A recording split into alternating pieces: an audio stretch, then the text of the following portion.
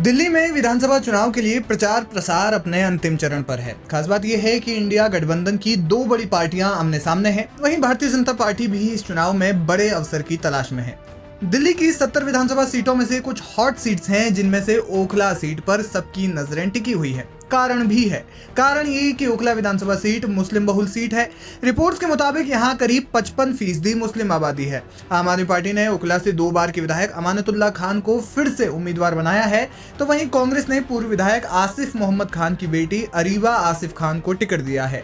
इस सीट पर असदुद्दीन ओवैसी की पार्टी AIMIM भी चुनावी मैदान में है। पार्टी ने यहां से दिल्ली दंगों के आरोपी शफाउर रहमान खान पर दांव खेला है, तो वहीं 3 मुस्लिम चेहरों के बीच में भारतीय जनता पार्टी ने मनीष चौधरी पर भरोसा जताया है। ऐसे में सवाल यह है कि अमानतुल्लाह खान के लिए ओखला की लड़ाई कितनी मुश्किल रहेगी। इसके लिए सबसे पहले हमें पुराने नतीजों की ओर देखना होगा। ये सीट यूं तो पारंपरिक रूप से कांग्रेस की ही रही है, क्योंकि सबसे ज्यादा बार यहां से कांग्रेस ने ही चुनाव जीता है। लेकिन पिछले 2 चुनावों में आम आदमी पार्टी ने ओखला पर कब्जा जमाया है। 2015 में अमानतुल्लाह खान 62.57% वोट शेयर के साथ पहली बार विधायक बने थे। इसके बाद 2020 में जनता ने उन्हें इससे ज्यादा प्यार दिया और करीब 66% वोटों के साथ वे दूसरी बार विधायक चुने गए। लेकिन क्या इस बार उनके लिए लड़ाई इतनी आसान रहने वाली है? राजनीतिक विश्लेषक मानते हैं कि अमानतुल्लाह खान को खासी मुश्किलें हो सकती है, क्योंकि एक तो अमानतुल्लाह खान पर भ्रष्टाचार के कई आरोप लगे हैं। इसके अलावा ओखला पर दूसरी पार्टियों ने उम्मीदवार भी अच्छे उतारे हैं। कांग्रेस ने यहां से महिला चेहरे पर दांव खेला है, वो भी उन पर जिनके पिता पहले भी विधायक रह चुके हैं। ऐसे में अरीबा खान की जमीनी जड़ें पहले से मजबूत हैं। उनकी पहचान भी क्षेत्र में एक सामाजिक कार्यकर्ता की है और वे अक्सर लोगों से जुड़े तमाम मुद्दों को उठाती रहती हैं। अरीबा खान बिहार के राज्यपाल आरिफ मोहम्मद खान की भतीजी हैं। माना जा रहा है कि एक महिला चेहरे की उम्मीदवारी से इस सीट पर मुकाबला दिलचस्प हो गया है। विधानसभा में पिछले 10 सालों में केजरीवाल ने क्या किया, ये आपके सामने है। शायद मैं सालों की बात करूं, इस कदर खस्ता हालों में सड़कें हैं, 2-3 साल से सड़कें खोल के डाल रखी हैं। अब इन्हें लगता है कि ये बीजेपी का डर दिखाएंगे या इलेक्शन से 2 महीने पहले अपने मुजरना से निकलकर सड़क बनाएंगे और लोग वो भूल जाएंगे जब 3 साल से खुदी की सड़कों में बुजुर्ग चलते हुए गिरे हैं, या बच्चे चलते हुए गिरे हैं, या महिलाएं गिरी हैं। किसी के घर इंतकाल हो गया तो मैयत जाने में परेशानी हुई है। किसी के घर हेल्थ इमरजेंसी हो गई तो हॉस्पिटल जाने में परेशानी हुई है। लोग वो वक्त नहीं भूलेंगे। योजनाएं आ रही है केजरीवाल जी। योजना क्या ही है, सारे दलितों को और जो गुरुद्वारे के केयरटेकर्स हैं सबको हम 18,000 रुपए महीना देंगे। 18 महीने से वक्फ बोर्ड के इमामों की सैलरियां रोक रखी है। उनकी क्यों नहीं निकल के आ रहे हैं? उनको इस योजना में क्यों नहीं आपने डाला? मेहरानी सीट से नरेश यादव जैसे आदमी को आप टिकट से नवाजते हैं। अभी जब दिल्ली विधानसभा के इलेक्शन के लिए लिस्ट निकलती है तो उसमें एक ऐसे आदमी को टिकट दिया जाता है, नरेश यादव, मेहरानी सीट से, जिसने कुरान की बेहुरमती करी। और ये उसमें सिर्फ इल्जाम नहीं थे, ये कोर्ट ने साबित करा है, उसको सजा हुई है, उसने जुर्माने लगाए कि उसने कुरान शरीफ की बेहुरमती करी है। ऐसे आदमी को आप 2 दिन बाद शाबाशी देते हैं कि तुमने बहुत अच्छा काम किया कुरान की बेहुरमती कर, ये लो तुम्हारा इनाम, तुम्हारा विधानसभा चुनाव पर टिकट।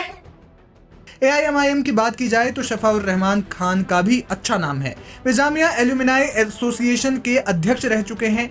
खास बात यह है कि 2019 और 2020 में खान ने CAA विरोधी आंदोलनों में प्रमुखता से हिस्सा लिया था। हालांकि वे अभी दिल्ली दंगों के आरोप में जेल में बंद हैं, लेकिन उनकी पार्टी ओखला में खूब प्रचार कर रही है। खुद पार्टी के प्रमुख असदुद्दीन ओवैसी ने भी उनके प्रचार में खूब पसीना बहाया है।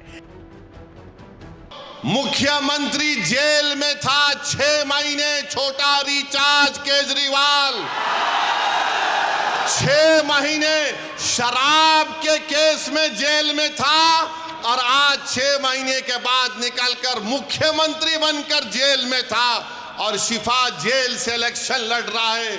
हमारी बहन आवाम के दरमियान में आकर अपने मासूम बच्चे और अपने शौहर के लिए बेबसी का इजहार कर रही है, तो जनता को तय करना है। अगर केजरीवाल इलेक्शन लड़ सकता है और जीतने का दावा कर सकता है, तो ओखला की आवाम में अगर हमियत है, और अगर ओखला की आवाम में हमीयत है, मुझे यकीन है, अगर आप में हरारत है, अगर आपके दिलों में एक बेदारी है, तो आपको 5 तारीख के दिन के इनकलाब रकम करना पड़ेगा।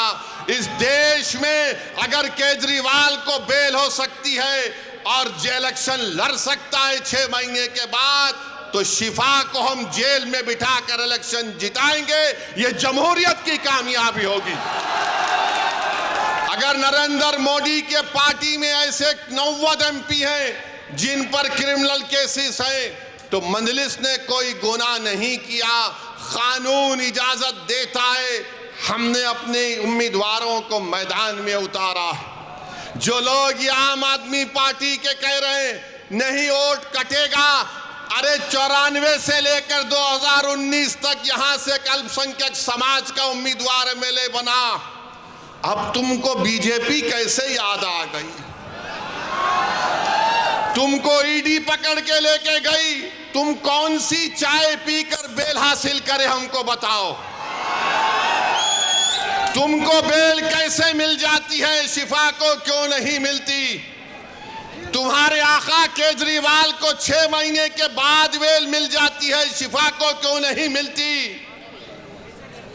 सिसोदिया 16 महीने जेल में बेल मिल गई, जैन जेल में बेल मिल गई।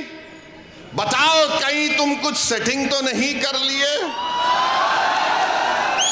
तुम मुझ पर इल्जाम लगाते हो और आज हम मजलिस उम्मीदवार या खड़ा करी तो नहीं बीजेपी जीत जाएगी। अरे ओखला की वोटर लिस्ट केजरीवाल तेरे मुंह पे फेंक कर कह रहा हूं, यहां से सिपाही जीतेगा इंशाअल्लाह ताला। ये डराने का काम मत करो आप आम आदमी पार्टी के लोगों। नहीं बीजेपी आ जाएगी। मुझे मालूम है कि तुम्हारे दिल में एक डर पैदा हो गया है। तुमको नजर आ रहा है तुम्हारी नाकामी जो इंशाअल्लाह हकीकत में तब्दील होगी। लेकिन 3 मुस्लिम उम्मीदवारों के सामने बीजेपी ने हिंदू प्रत्याशी मनीष चौधरी को चुनावी मैदान में उतारा है। इसके पीछे पार्टी की क्या रणनीति है? राजनीतिक विश्लेषक मानते हैं कि ओखला में 3 मुस्लिम प्रत्याशियों के आने से वोटों का ध्रुवीकरण हो सकता है। ऐसे में मुस्लिम वोटर्स अगर बटे तो इसका फायदा भारतीय जनता पार्टी को मिल सकता है। हालांकि इसकी संभावना भी कम है, क्योंकि ऐसा भी नहीं है कि हिंदू वोटर्स एक मुश्त होकर मनीष चौधरी को ही वोट दें। कुल मिलाकर ओखला की चुनावी जंग दिलचस्प है और अमानतुल्लाह खान की राह इस बार इतनी आसान नहीं है।